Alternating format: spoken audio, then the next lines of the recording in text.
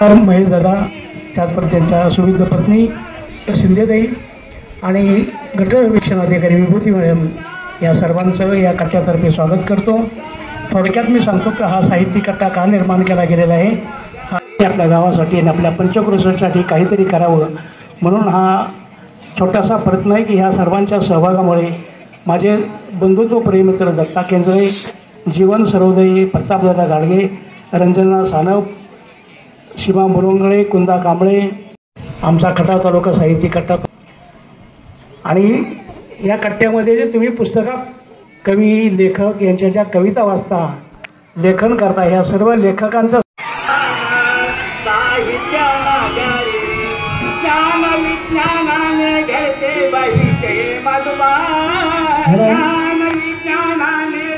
हा कार्यक्रम संपूर्ण छान पद्धतीने ज्यांनी सहकार्य केलेलं आहे म्हणून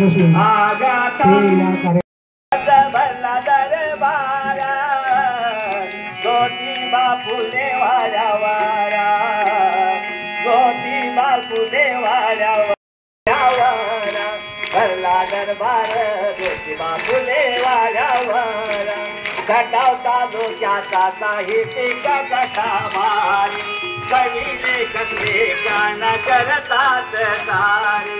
खटाव तालुक्याचा साहित्यिक कथावारी, खटाव तालुक्याला करतात सारे। अनुकरण केले साहित्य आणि आमच्या कट्ट्याचे ज्येष्ठ साहित्यिक आणि आमचे मार्गदर्शक डॉक्टर जयवंत अवघडे दादाने आम्हाला सांगितलं होतं की आपण जास्तीत जास्त ज्योतिबा आणि सावित्री माई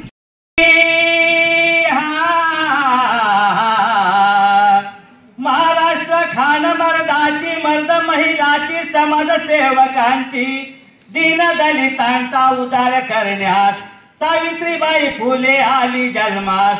ऐका तिच्या जीवनाचा इतिहास जी जी जी, ऐका तिच्या जीवनाचा इतिहास जी जी जी। जिल्हा सातारा खंडाळा तालुक्यात, जिल्हा सातारा खंडाळा तालुक्यात नायगावात पेशवेकारी इनामदार वाड्यात सावित्रीबाई आली तिथं जन्मास।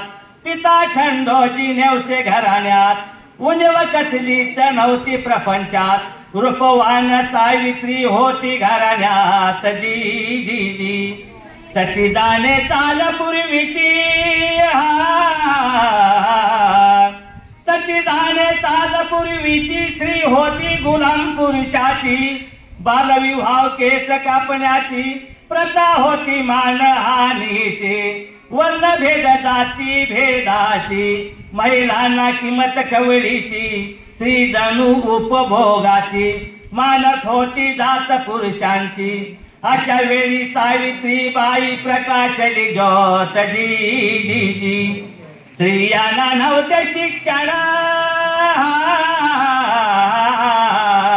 स्त्रियांना नव्हते शिक्षण, शिक्षणाविना जुनं ते सोनं, बसली मानून चूल मूल संभाळी संसार, कसलाच नव्हता अधिकार, स्त्रियांचा जिनलाचार, स्त्रियांचा करण्या उद्धार, घडविला तिनं इतिहास, स्त्रियांना दिलं शिक्षण, सावित्रीनं सोसला वनवास जी जी जी। पहिली माझी ओवी ग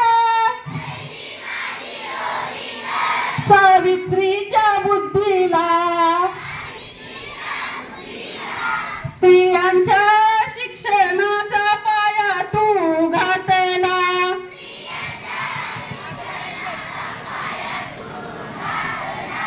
पहिली माझी ओवी ग सावित्रीच्या बुद्धीला,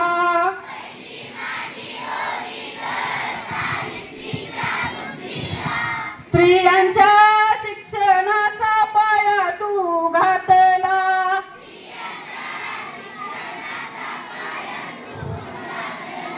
अशिक्षित अडाणी तू पतीपाशी शिकली, मुलींसाठी पहिली शाळा तू काढली,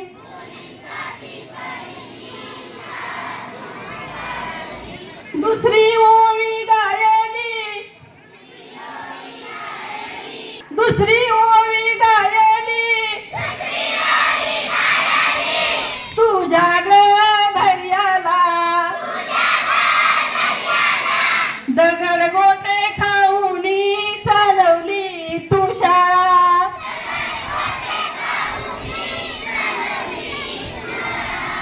घराबाहेर काढले गुंडानी अडविले,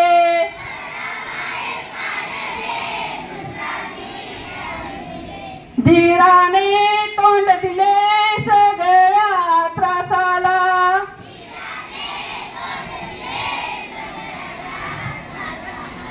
तिसरी माझी ओवी ग तुझ्या मोठ्या मनाला,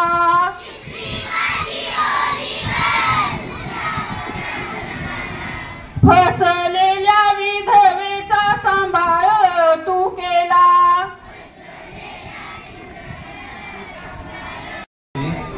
ऊन वारा थंडी पावसातही जगतो मी टिचभर पोटाशी, ऊन वारा थंडी पावसातही जगतो मी टिचभर पोटाशी, काळ्या मातीशी राखतो नेहमीच मी इमान, उघड्या डोळ्याने पाहतो हिरवं हिरवं सपा, झोपडीत या माझ्या असे 18 विश्व दारिद्र्य, परिस्थितीनं चिरावून घेतलंय माझ्या जगण्यातलं सौंदर्य, माझ्या जगण्यातलं सौंदर्य, नशिबी माझ्या कधी अवकाळी, नशिबी माझ्या कधी अवकाळी तर कधी दुष्काळी झाला, नशिबी माझ्या अवकाळी तर कधी दुष्काळी झाला, डोळ्या देखतच पाहतो मी माझा उजाडलेला मळा, उजाडलेला मळा, कवडी मोल माझ्या पिकाला नेहमीच असतो भाव, कवडी मोल माझ्या पिकाला नेहमीच असतो भाव, दर पाडून शेवटी व्यापारीच साधतो डाव, कधी निसर्गाचं दुष्ट चक्र फिरतं, कधी निसर्गाचं दुष्ट चक्र फिरतं आणि उभं पीक वाया जातं, मग सहानुभूती दाखवायला सरकारी पद्धत बांधावर येतं.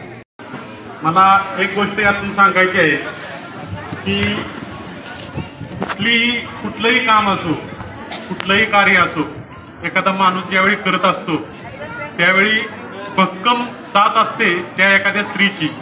त्यावर एक कविता केलेली आहे आणि आजचा जो कार्यक्रम आहे महात्मा फुले आणि त्यांच्या पत्नी सावित्रीबाई फुले या विषयावर दोन विषयावर 2 कविता आहेत माझ्या. तरी मी पहिली कविता सादर करून दाखवत आहे. कवितेचं नाव आहे माझ्या अग नारी तू. अग नारी तू, अग नारी तू, जितके तुझे विचार कोमल तितकीच आहेस कारी तू.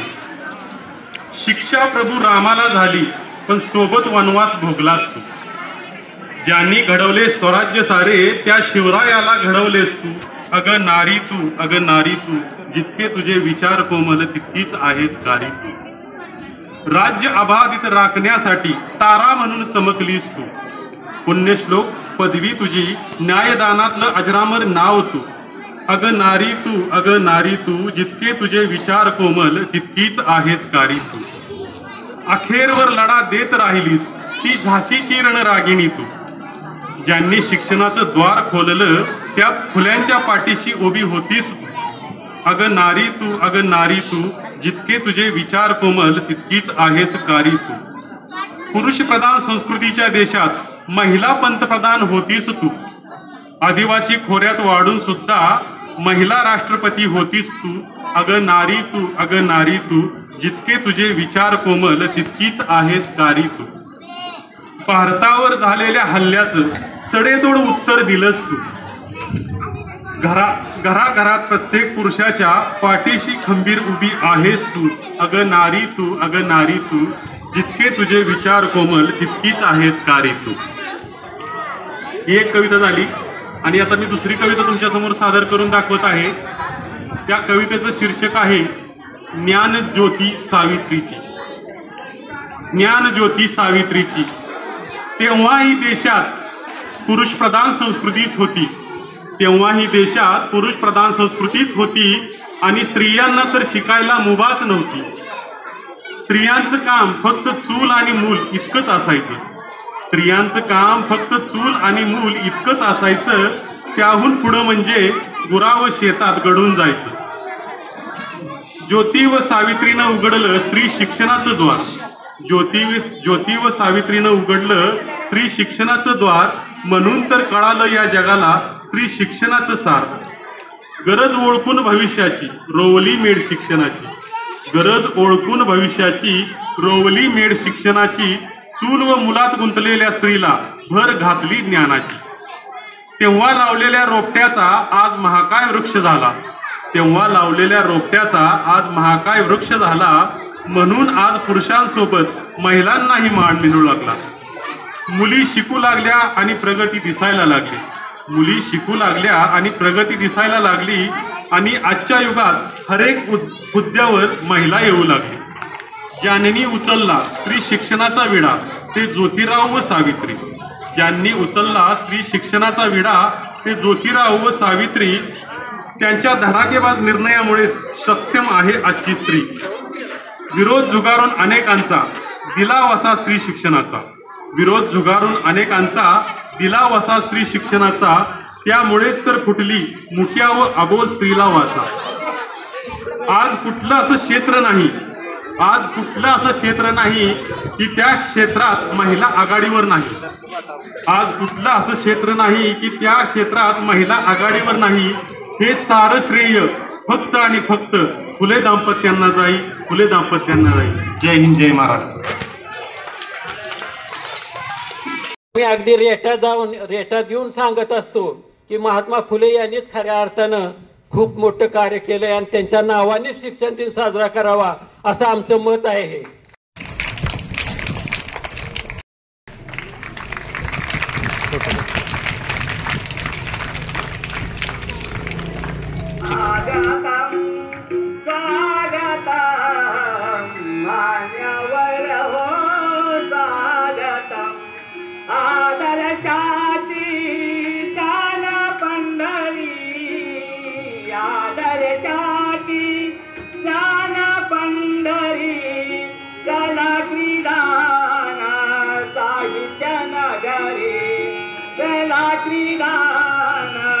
साहित्य नगरी ज्ञान विज्ञानाने घडते भविष्य मधुबा.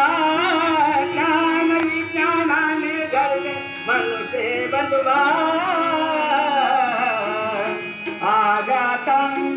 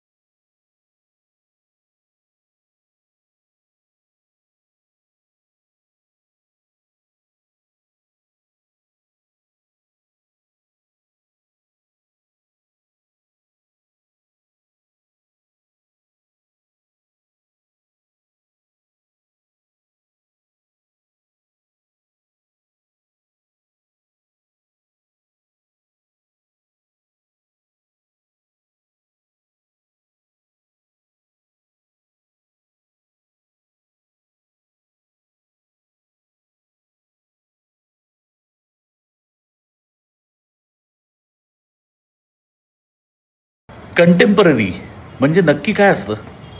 ते आपण असतो का व्हायचं असतं? असो, तुमच्या आमच्या जगण्याची कंटेम्पररी गोष्ट जितेंद्र जोशी सादर करीत आहे पार्थ थिएटर निर्मित, मयूर सरकाळे लिखित आणि मंगेश सातपुते दिग्दर्शित मर्सिया. कंटेम्पररी म्हणजे नक्की काय? आपण कंटेम्पररी असतो की आपण तसं व्हायचं असतं? वेल, एक कंटेम्पररी नाटक बघायला तुम्हाला आमंत्रित करतेय. मर्सिया, पार्थ थिएटर्स निर्मित, मयूर सरकाळे लिखित, मंगेश सातपुते दिग्दर्शित मर्सिया. तर मंगेश, तुला आणि आपल्या संपूर्ण टीमला या पहिल्या प्रयोगासाठी खूप शुभेच्छा. आणि प्रेक्षक हो, तुम्हाला हार्दिक आमंत्रण. नक्की या. मंडळी, कंटेम्पररी म्हणजे नक्की काय असतं? म्हणजे ते आपण ऑलरेडी असतो का आपण व्हायचं असतं? चला जाणून घेऊया नक्की काय असतं. तुमच्या आमच्या जगण्याची कंटेम्पररी गोष्ट अर्थात मर्सिया. मर्सिया हे नाटक मयूर सरकाळे लिखित आणि मंगेश सातपुते दिग्दर्शित. माझा मित्र विकास पाटील या नाटकात मुख्य भूमिकेत आहे. नक्की बघा हे नाटक मर्सिया.